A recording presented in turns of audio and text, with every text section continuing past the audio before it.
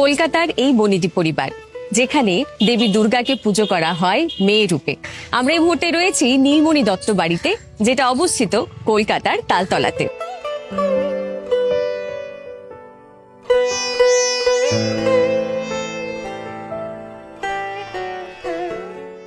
আচ্ছা কুণালদা, মায়ের মেয়ে রূপে পূজিত হওয়া ঠিক কত বছর ধরে এখানে এইভাবে পুজো হচ্ছে?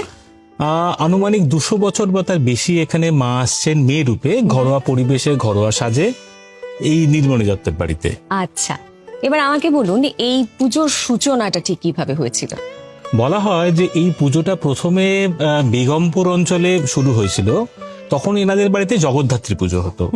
পরবর্তীকালে পূর্ণচন্দ্র দত্ত বলে একজন ছিলেন, তার বাড়িতে পুজো হয়। এই বাড়ি যবে তৈরি হয়েছিল তবে থেকে এই বাড়িতে পুজো হচ্ছে।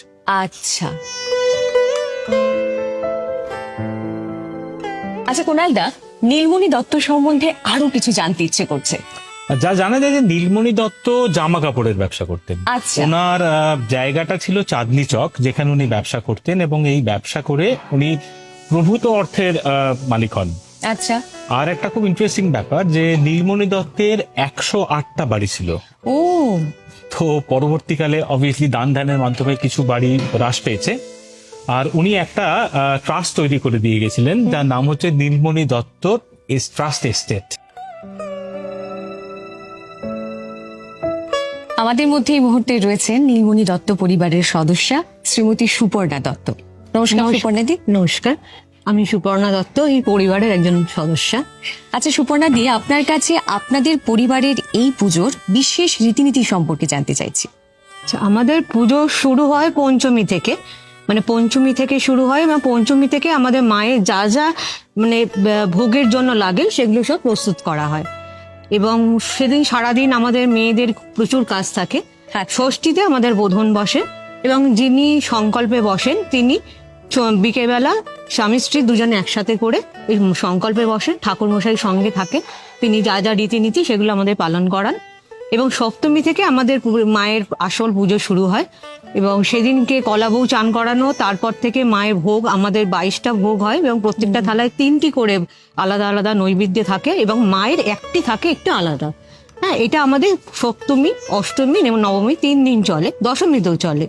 এবং প্রত্যেকদিন বিকেলবেলা আমাদের মায়ের লুচি এবং আলু ভাজা, এবং তার সাথে ক্ষীর, রাবড়ি, মিষ্টি, এগুলো আমাদের বিকেলবেলা ভোগ হয়।